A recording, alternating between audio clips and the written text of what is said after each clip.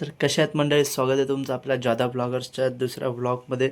तर मंडळी आजचा ब्लॉग आपण असा काढतो आहे की रँडम ब्लॉग काढतो आहे. आज आपल्याला 2-3 कामंसुद्धा आहे, ते कामं करू आणि त्याच्यानंतर आपल्या मित्रांना भेटायला जाऊ.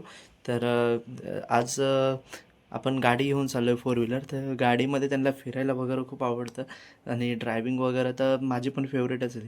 तर बघूया पुढं काय होतंय करून. तेच आपण पोचलेलो आहे आता अंबरनाथला आणि आपली गाडी आहे ती वॉशिंग तर झालेली आहे आणि आपला मित्र एक गाडीतच बसून राहिलेला आहे. त्याचं प्लॅन चालू आहे कुठंतरी घेऊन जाण्याचा.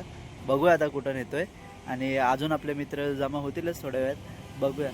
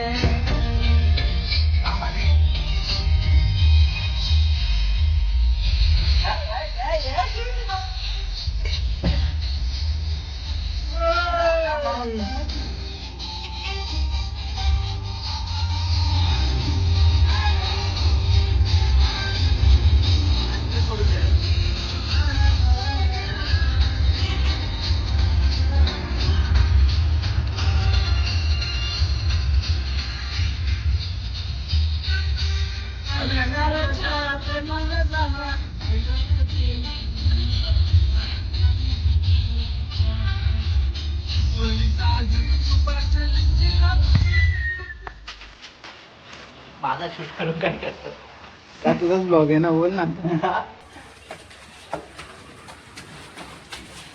गाईस आम्ही आलो आता मित्राचं घर बघायला. रस्त्यातच लागलोय तर मित्रांनो, संध्याकाळचे 7 वाजलेत. आपण आत्ता जस्ट घरी आलो आहे. दुपारी 12 वाजता गेलेलो होतो आपण. दुपारी 12-1च्या दरम्यान आय थिंक गेलेलो होतो. तर तिकडं गेलो अंबरनाथला. आपण काम वगैरे केले, आपली कामं वगैरे संपली, मित्रांना भेटलो. तर मित्रांनी जिद केले की आपण मुळगाव वगैरे या साईडला जाऊ. तर मुळगाव या साईडला आपण गेलो, खूप मजा मस्ती केली.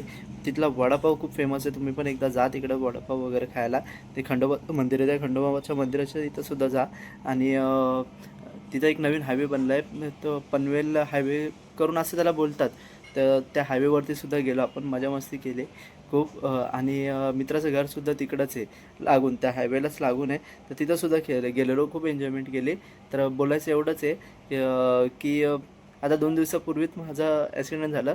मी थोडक्यात म्हणजे वाचलो आहे. मग मी तेच नेहमीच आपण बोलत असतो, डेट इज अनएक्सपेक्टेड, तू तुझं जग.